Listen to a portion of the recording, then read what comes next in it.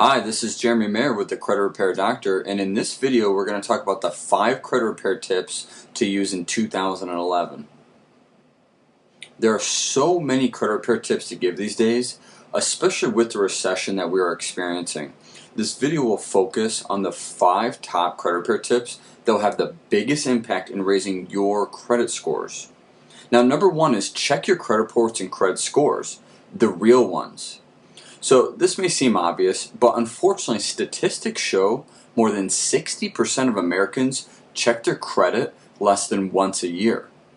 What makes it worse is the credit scores you get from certain companies are not the same credit scores that lenders like mortgage companies and auto dealerships use. So the credit score you have may not be the same credit score that the lenders are using that you're trying to get approved with. This is the difference between FICO credit scores and Vantage scores. Vantage scores were created by the 3 credit bureaus to attempt to overtake the FICO score that most lenders use. It has been many years since the Vantage score came out, and most lenders still do not use them. So FICO uses a different score range than Vantage scores. FICO scores range from 350 to 850. While Vantage scores range from 501 to 990. There's a 140 point difference between an 850 top score and a 990 top score, so you can see where the confusion comes from.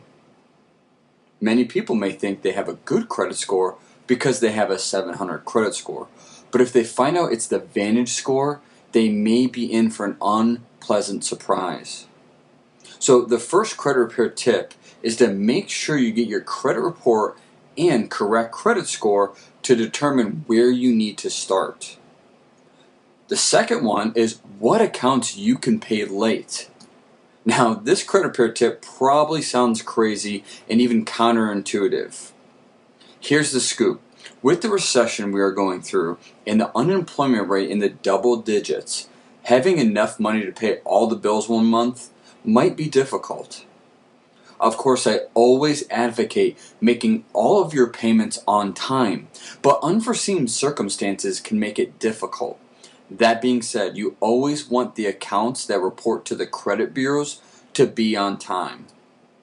If you absolutely cannot pay all the bills one month, here's a list of the bills you can be late on without it having an impact on your credit, as long as you can catch up on that payment. Cable television bill, electricity, water bill, medical bills, cell phone, lawn or pool service, 401k loan, or payday loans.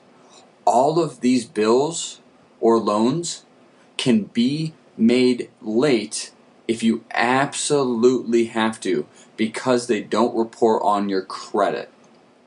These items will have a penalty for being late, but it is usually better than the interest credit cards charge for recurring balances and late fees. As long as you catch up on your payment with these places, it will have no impact on your credit. If someone were to stop paying them altogether, it can go to a collection company who then reports that collection to the credit bureaus. So obviously you want to keep up on your payments. If you have to be 1 month late, just make sure you catch up the next month. Of course, this credit repair tip is a last resort.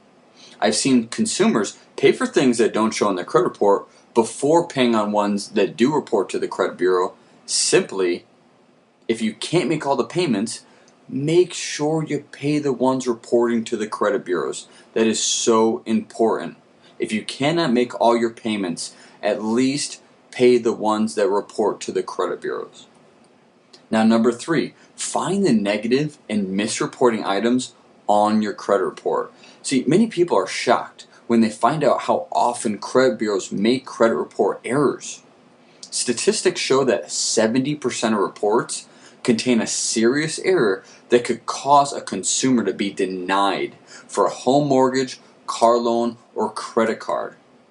Now, these are mistakes on credit reports that the consumer doesn't even know about. So if you don't check your credit report, there's a chance, a very good chance, that it could cause denial for things that you're looking to get, like a mortgage, student loans, even just basic stuff that you need.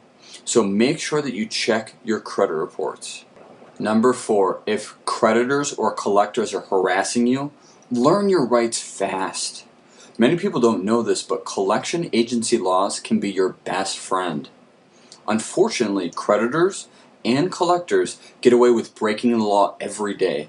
Many of these companies get sued but continue to break the law because it is profitable for them. The main law you want to learn about is the Fair Debt Collection Practices Act. It also goes by the acronym FDCPA. Now, American consumers have many protections under this act, yet very few know about it. I have a link to the FDCPA website along with the highlights of this law included on my blog, which I'll give you in just a minute. So there's no reason to not learn your rights, especially before you pick up that collector call. Now, number 5, keep your balances under 30% of what your credit limit is. Many consumers don't know that 30% of their credit score is calculated on just the difference between what you owe on a loan compared to what your total limit is. So for a basic example, if you have a $1,000 credit limit and you have $400 on that credit line, 400 divided by 1,000 is 40%. So in this example, you would want to try to keep your balance under $300 out of the 1,000 because 300 divided by 1,000 is 30%. So always try to keep it under 30%. That is why people are confused when they have always made all of their payments on time but have a mediocre credit score. It can be due to their credit utilization. So you could have everything else perfect, you could make your payments on time, but if you go above that 30% threshold, which is called credit utilization, it can greatly impact your score. With the recession, banks have clamped down on their lending to consumers. It has become very difficult to get loans. One of the best things you can do is increase your credit scores by keeping your balances under 30% of what the total limit is.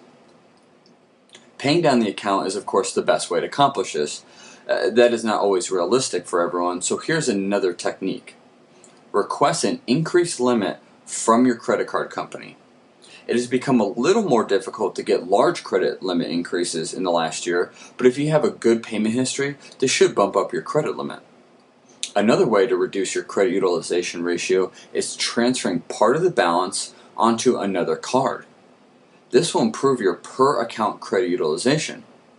Since this one item, credit utilization, is worth 30% of your credit score, it's important to take it seriously and also take advantage of the credit repair techniques available to all of us. So, there's actually 5 credit repair tips for you to use this year. I hope you enjoyed them, and hopefully you can use these to take advantage. For additional how-tos, like where to get your credit report, insider tips to boost your credit score, and many other techniques, visit my blog.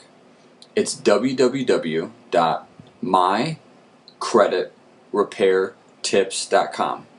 Go ahead and take the time now. You can type that in. It's mycreditrepairtips.com.